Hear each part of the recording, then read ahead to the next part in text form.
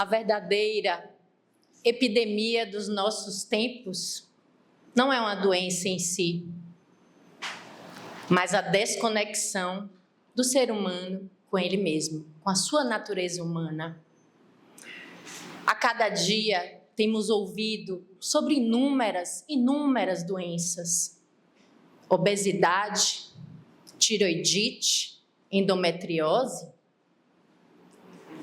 A todo tempo ouvimos falar de pessoas morrendo jovens por doenças cardíacas, por patologias que vêm a cada dia acometendo pessoas numa idade tão precoce como o câncer, por exemplo. Só na minha rede de amigos, eu tenho 5 amigas que apresentaram câncer de mama ainda numa idade pouco avançada. O que está acontecendo? Será que somos tão frágeis? Será isso? Ou talvez estamos nos tornando e adquirindo essa fragilidade por nos afastarmos da nossa conexão com a capacidade de nos defendermos, de termos um equilíbrio frente às condições do nosso corpo físico. Temos percebido que a humanidade avança a passos largos, revolução industrial, todos os avanços biotecnológicos, mas o que estamos ganhando com tudo isso? De fato, evoluímos. Hoje curamos doenças infecciosas, parasitárias, temos condições de nos defender de situações como a tuberculose e tantas outras que ao longo do tempo fomos capazes de curar, de resolver, mas estamos morrendo de doenças crônicas, doenças que não estamos conseguindo controlar ou frear ante a nossa vida moderna. Estamos vivendo num ritmo acelerado, não estamos conseguindo mais pausar, respirar. Se tornou difícil ter tempo para respirar, para pausar. O que está havendo? Que ritmo é esse que nós adotamos? O nosso corpo está gritando, pedindo socorro. Não estamos dando conta desse processo desenfreado, desse novo ritmo que nós adotamos. Imagine que o nosso corpo tem uma lembrança primitiva, ele percorria um outro ritmo de viver. Na nossa ancestralidade, nós respeitávamos o nascer do sol e o cair do sol. Éramos ativos junto à luz e nos recolhíamos quando caía a noite. Esse ciclo circadiano ainda existe codificado nos nossos genes, mas não mais nos nossos hábitos. E os hábitos, eles sim, são capazes de frear ou de fazer expressar a verdade que está lá marcada nos nossos genes. O que estamos fazendo? Adotando tantos hábitos não saudáveis, não salutares. Que preço estamos pagando diante de tudo isso? Hora de repensar que ritmo vamos continuar adotando, que modernidade é essa que nós incorporamos. Imaginemos, todos os dias estamos rodeados de toxinas, por exemplo, novas moléculas, uma nova química que o nosso corpo não está habituado. São os xenobióticos, elementos que não fazem parte da nossa biologia e que o nosso corpo não aprendeu ainda a reconhecer e muito menos a lidar. E diante disso, a humanidade está buscando caminhos de retorno, de reequilíbrio. Como fazer isso sem nos reconectarmos com as nossas essências, com a nossa funcionalidade orgânica? No século XV, o homem vitruviano, um desenho esquemático ilustrativo, foi apresentado por Leonardo da Vinci, e ele nos apresentava um homem num círculo totalmente conectado com a sua condição ambiental e o seu interior. E nessa ilustração havia uma sincronicidade, havia um equilíbrio embutido naquela mensagem. Acreditem, nós somos desenhados, criados para sermos perfeitos. O nosso funcionamento orgânico permeia toda essa condição de perfeição. Mas nós nos desconectamos disso, nós nos afastamos desse ciclo virtuoso e harmônico todos os dias.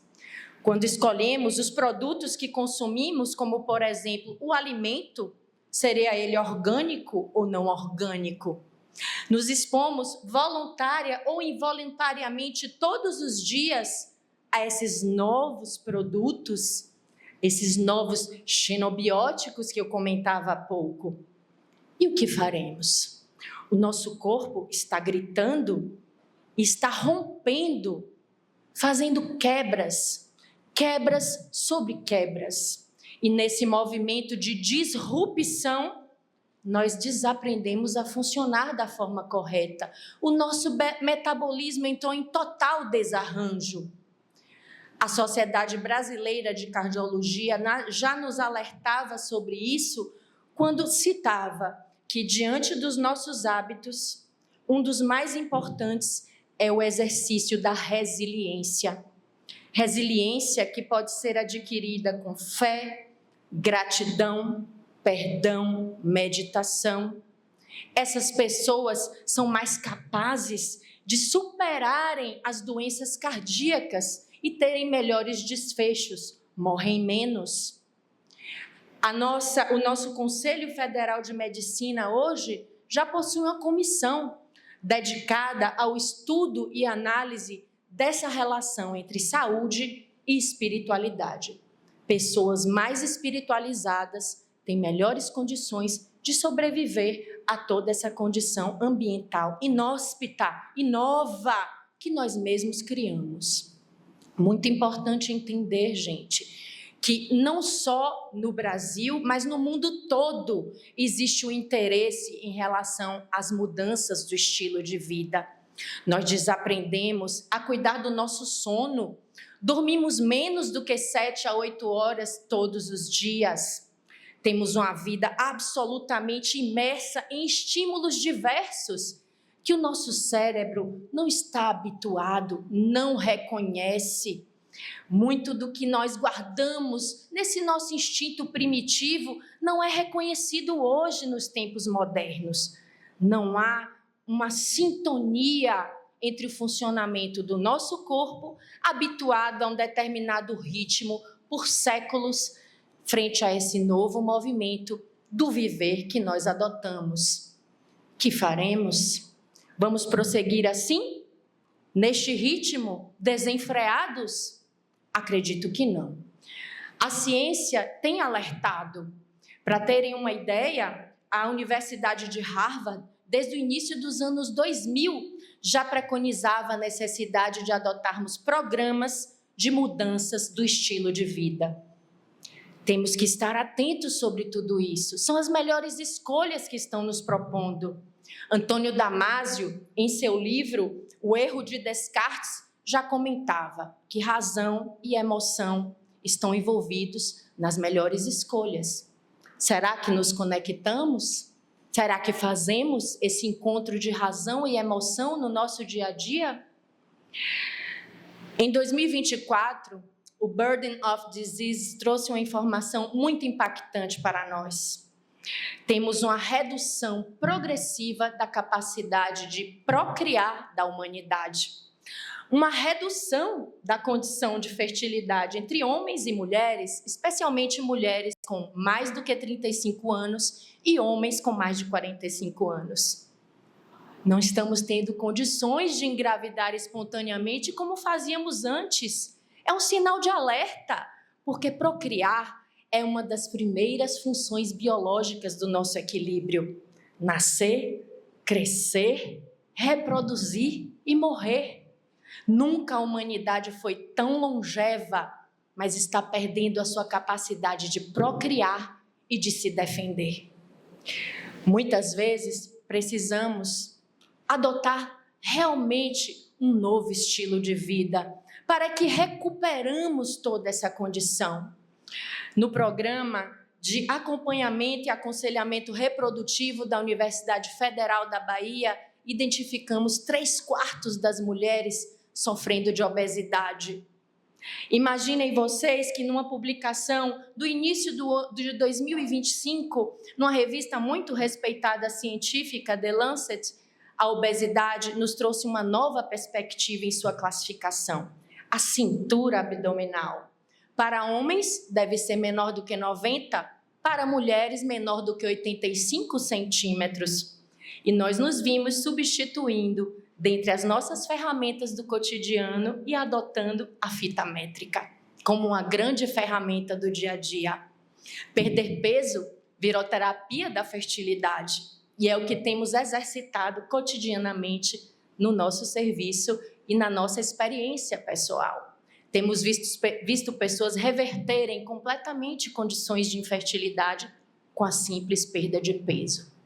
Portanto, meus amigos, precisamos parar para refletir. É assim que vamos continuar caminhando ou daremos novos passos? Em alguns momentos, será necessário que façamos um despir de antigas crenças. Em outros momentos, vamos precisar literalmente, sair do salto, parar, nos reconectar, deixar de lado os automatismos, escutar um pouco mais os nossos sentidos, a nossa intuição, compreender que muitas vezes está embutido em nossa consciência a capacidade de saber o que nos faz bem e o que nos faz mal. Precisamos interiorizar essa capacidade e dar o nosso primeiro passo. Preciso o primeiro passo para que possamos mudar. Sejam todos vocês sua própria startup da mudança do estilo de vida. Desejo a todos uma excelente caminhada, muita saúde e vida plena. Muito obrigada.